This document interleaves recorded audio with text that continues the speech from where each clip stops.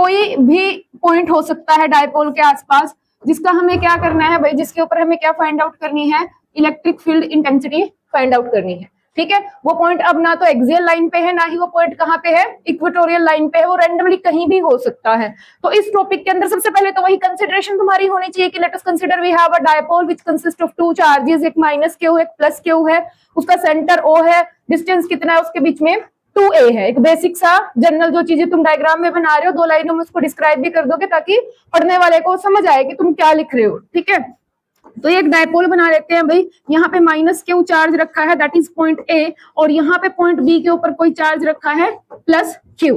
ठीक है, दोनों के बीच का डिस्टेंस कितना है, यहाँ से यहाँ का 2a डिस्टेंस है। ठीक है, इतनी बात क्लियर। इसकी डायपोल मोमेंट किधर जाएगी भाई, ये इसका सेंटर है ओ, डायपोल मोमेंट की डायरेक्शन क्या बनेगी, इसकी डायपोल मोमेंट कुछ इस डायरेक्शन में जा रही होगी, vector p, negative to positive. तो इस टॉपिक के अंदर हमें क्या करना है कि कोई पॉइंट है, मान लेते हैं ये पॉइंट है के, जिसके ऊपर मुझे क्या फाइंड आउट करना है, इलेक्ट्रिक फील्ड इंटेंसिटी को फाइंड आउट करना है। तो यहाँ पे हम क्या ट्रिक लगाएंगे भाई कि ये जो डायपोल मोमेंट है जो एक वेक्टर क्वांटिटी है, इसी के हम क्या बनाएंगे, यहाँ पे कंपोनेंट्स बनाएंगे। ठीक है, इसी के क्या बनाने हैं, हमें कंपोनेंट बनाने हैं। Let K is the point where I have to find out the electric field intensity. जो के और ओ को मिलाने वाली लाइन है, मान लेते हैं उसके बीच में एंगल कितना बन रहा है, थीटा एंगल बन रहा है। तो इसी के अकॉर्डिंग हमें क्या करना है भाई, आपका जो ये आपकी डायपोल मोमेंट है इसके कंपोनेंट्स बनाने हैं। एक कंपोनेंट में इसका थीटा के अलोंग बनाऊंगी, जो कि कौन सा बनेगा आपका, जो कि क्या कंपोनेंट बनेगा आपका पी, ये वाला कंपोनेंट क्या बन जाएगा, पी कोस थीटा। ठीक है, दूसरा कंपोनेंट क्या होता है, पहले कंपोनेंट के ऊपर परपेंडिकुलर होता है, दूसरा कंपोनेंट पहले कंपोनेंट के ऊपर क्या होता है, परपेंडिकुलर होता है, यानी कि दूसरा कंपोनेंट कहां पे बनेगा भाई, इसका यहाँ पे कुछ बनेगा। ठीक है, उसका क्या जाएगा, वैल्यू क्या जाएगी उसकी, टी साइन थीटा। तो इस तरीके से हमने डायपोल मोमेंट के, इसको आप एक्सटेंड भी कर सकते हो, डायपोल मोमेंट के हमने क्या कर दिए हैं भाई, 2 कंपोनेंट बना लिए हैं। एक कंपोनेंट इसका पी कोस थीटा है, और दूसरा वाला कंपोनेंट जो है इसका वो क्या है आपके पास, टी साइन थीटा है। इनकी नेमिंग कर सकते हो आप कि जो पी कोस थीटा है या जो पी कोस थीटा है वो क्या बन गया आपका A1 B1, और ये क्या हो गया आपका A2 B2। अब जो आपका ओरिजिनल डायपोल था ना ये वाला, इसको भूल जाओ, ये गया, इसके हमने कंपोनेंट बना दिए। इस ओरिजिनल की जगह क्या हो गया, 2 डायपोल मिल गए हमें। कैसे डायपोल भाई, एक डायपोल ये है A1 B1 जिसकी डायपोल मोमेंट P नहीं है, P cos थीटा है। दूसरा डायपोल कौन बन गया, A2 B2 जिसकी डायपोल मोमेंट P नहीं है, क्या है, P sin थीटा है।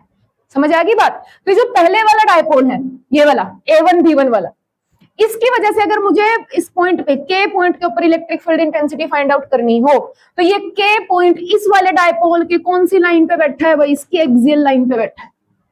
कौन सी लाइन पे बैठा है, इसकी एक्सियल लाइन पे बैठा है। और इसका हमने देख रखा है, कल ही हमने फाइंड आउट किया था कि एक्सियल लाइन के अंदर जब हम क्या करते हैं भाई, इलेक्ट्रिक फील्ड इंटेंसिटी निकालते हैं, उसका आंसर हमने कल देखा था। क्या आया था हमारे पास, ई एक्सियल का आंसर क्या आया था, क्या आंसर आया था भाई, अगर हम स्पेशल केस अप्लाई कर दें उसके बाद 2kp divide by r cube, ये हमारे पास इक्वेशन थी।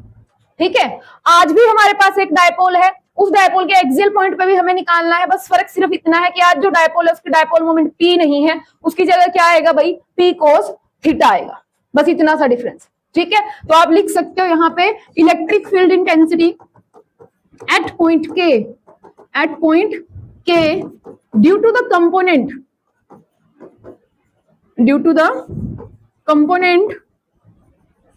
P cos theta will be से E1 बोल दिया हमने इसको, और वैल्यू क्या जाएगी उसकी 2kp की जगह कौन भाई, P cos theta divide bye r cube. ये यहां से डिस्टेंस मान लेते हैं कि जो ये पॉइंट K था इसका डिस्टेंस सेंटर से कितना है भाई, r ही है। तो यहाँ पे भी हम क्या कर देंगे, ये r क्यूब कर देंगे। इक्वेशन नंबर क्या बना दी मैंने, 2 बना दी। ये मेरे पास क्या आ गई है, वैल्यू आ गई इलेक्ट्रिक फील्ड इंटेंसिटी की due to this component P cos theta की वजह से।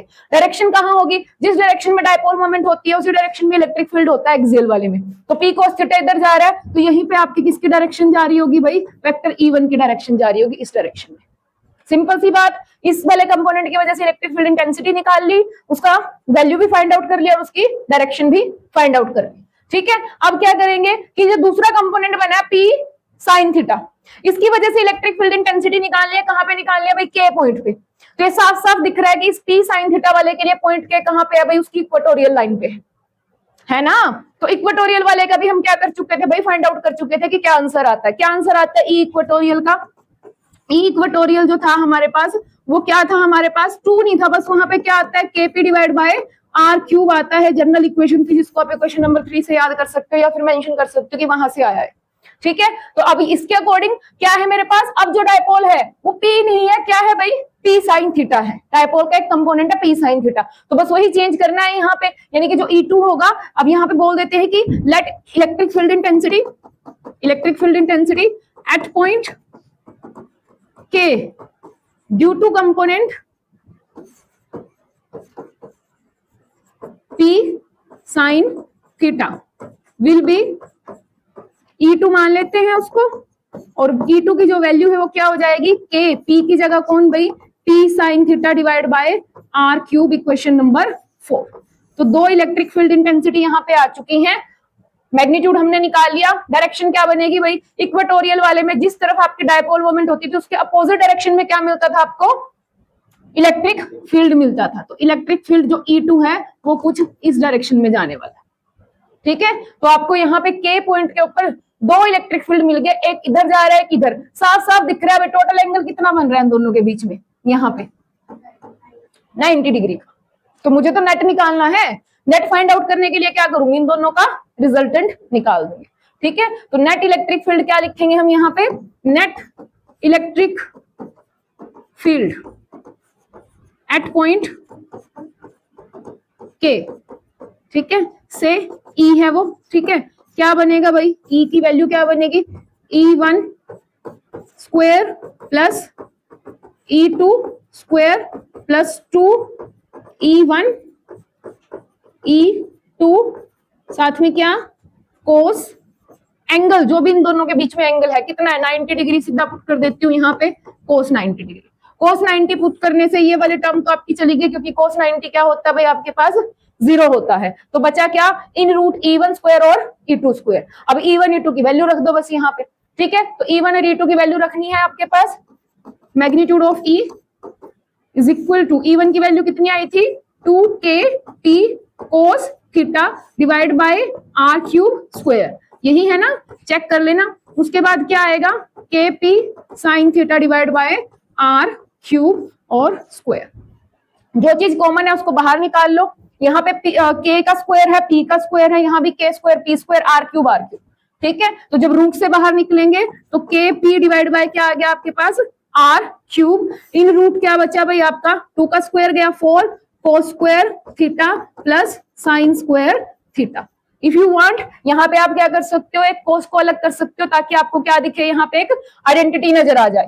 ठीक है, तो यहीं पे कर देती हूँ मैं इसको आगे फर्दर, कि वेक्टर E जो है आपके पास जो कॉमन आ चुका है, that is KP divide by are cube in root 3 cos square theta plus cos square theta plus sine square theta. ठीक है, तो ये आइडेंटिटी बन गई आपकी, यहाँ पे क्या बन गया, KP divide by are cube in root 3 cos square theta plus 1।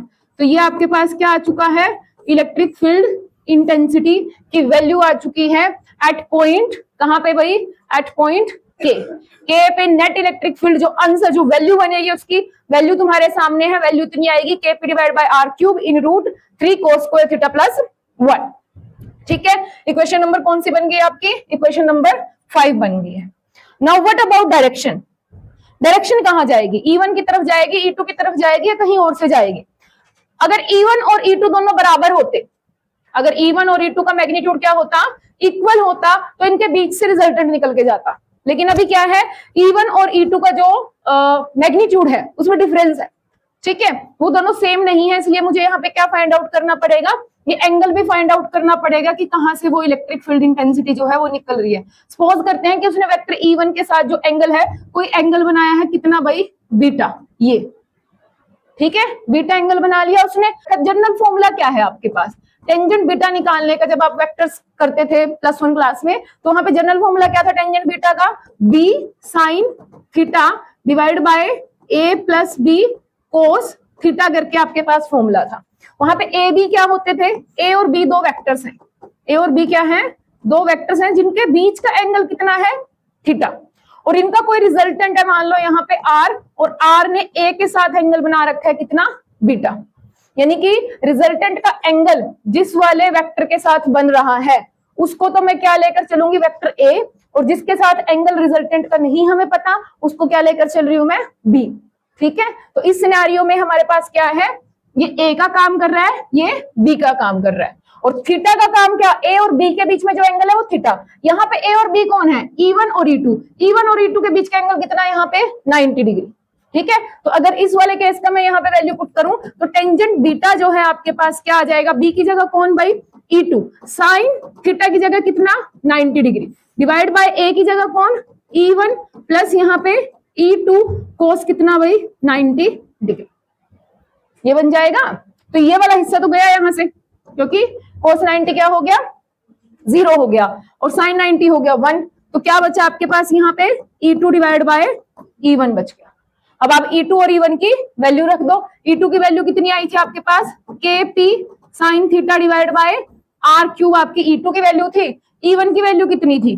KP 2KP cos theta, 2KP cos theta divide by क्या भाई?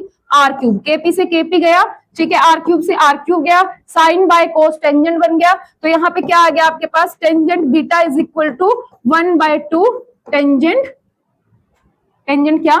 Theta, 1/2 tangent theta. तो ये तुम्हारे पास आंसर आ गया। जब तुम्हें थीटा पता होगा तो उसके अकॉर्डिंग तुम्हारा बीटा भी वहां पे निकल जाएगा। तो आप डायरेक्शन वहां पे बता के आ सकते हो कि जो रिजल्टेंट इलेक्ट्रिक फील्ड इंटेंसिटी होगी उसकी डायरेक्शन यहाँ पे कहाँ जाने वाली है। ठीक है, समझ में आया? एक बार फिर से देख लो फटाफट से मैंने क्या किया है। मैंने यहाँ पे जो आपका डायपोल मोमेंट था वेक्टर पी, उसके कंपोनेंट बनाए। उसके क्या किए हैं? कंपोनेंट बनाए हैं। एक कंपोनेंट बना है पी कोस थीटा, दूसरा कंपोनेंट बना है पी साइन थीटा। जो पी कोस थीटा वाला कंपोनेंट था उसके लिए पॉइंट के जिसपे मुझे इलेक्ट्रिक फील्ड इंटेंसिटी निकालनी है वो एक्सियल पॉइंट पे हो गया, और पी साइन थीटा वाले के लिए वो इक्वेटोरियल पॉइंट पे हो गया। तो जो रिजल्ट हम निकाल चुके थे उन्हीं का हमने इस्तेमाल किया इलेक्ट्रिक फील्ड इंटेंसिटी E1 और E2 फाइंड आउट करने के लिए। डायरेक्शन का भी हमने वहीं से फाइंड आउट किया, क्योंकि कल हम देख चुके थे कि भाई इक्वेटोरियल लाइन पे डायरेक्शन क्या होगी और एक्सियल लाइन पे डायरेक्शन क्या होगी। ठीक है, उसके बाद हमने यहाँ पे क्या किया है? वेक्टर सम किया है E1 और E2 का। तो वहां से नेट इलेक्ट्रिक फील्ड इंटेंसिटी निकाल ली, और फिर एंगल भी फाइंड आउट कर लिया हमने कि जो नेट इलेक्ट्रिक फील्ड इंटेंसिटी है उसने क्या एंगल बनाया होगा। कैसे निकाला एंगल? +1 के कॉन्सेप्ट का इस्तेमाल करते हुए, वेक्टर्स का इस्तेमाल करते हुए हमने एंगल निकाल लिया यहाँ। ठीक है, जिसको वेक्टर्स क्लियर है उसको कोई दिक्कत नहीं आने वाली इसके अंदर। एक बार नया लगता है कॉन्सेप्ट, एक बार अपने आप से करोगे कुछ नहीं है इसमें। डन? पूरा का पूरा मैथमेटिकल है, रटने वाली कोई चीज है नहीं इसके अंदर। अब इसके अंदर एक चीज और छुपी हुई है भाई। क्या? अगर मैं इसके ऊपर स्पेशल केस लगा दूं। कैसा स्पेशल केस भाई? अगर मैं थीटा की वैल्यू 0 पुट कर दूं, थीटा की वैल्यू क्या पुट कर दूं? सपोज करो ये थीटा, ये के यहाँ पे था, थीटा 0 करने का मतलब क्या हो रहा है कि के कहाँ शिफ्ट हो रहा है भाई? के कहाँ शिफ्ट हो रहा है? आपके एक्सियल लाइन पे ही शिफ्ट हो गया वो। समझ आ गई बात? तो अगर जो रिजल्ट्स मेरे पास आए हैं, क्या रिजल्ट आया भाई मेरे पास? एक तो ये भी लिख लेती हूँ यहाँ पे कि जो टेंजेंट बीटा है वो किसके बराबर आया है? Tangent beta that is 1/2 tangent theta के बराबर आया है। क्वेश्चन नंबर क्या बन गया है? 6। ठीक है, अगर मैं यहाँ पे स्पेशल केस लगाऊं, कैसा स्पेशल केस? कि if theta is equal to 0 degree, theta 0 का मतलब क्या हो गया? दैट इंप्लाइज के जो पॉइंट है इज ऑन एक्सियल लाइन। यही मतलब है थीटा 0 का। ठीक है, तो अगर यहाँ पे पुट करें भाई वैल्यू, पुट करना जरा थीटा की वैल्यू अगर मैं 0 पुट कर दूं तो KP डिवाइड बाय क्या चल रहा है? R cube. ठीक है, यहाँ 0 पुट करूंगी, cos 0 क्या होता है? 1 हो गया। तो यहाँ पे 3 प्लस क्या बच गया? 1 √4 बच गया, जो कि क्या बन जाएगा? 2KP divide by R cube. क्या ये एक्सियल वाले का रिजल्ट नहीं था? एक्सियल वाले का रिजल्ट था ना ये, तो आ गया वही। ठीक है, ऐसे ही आप यहाँ चेक कर लीजिए। टेंजेंट क्या पुट कर दोगे यहाँ पे?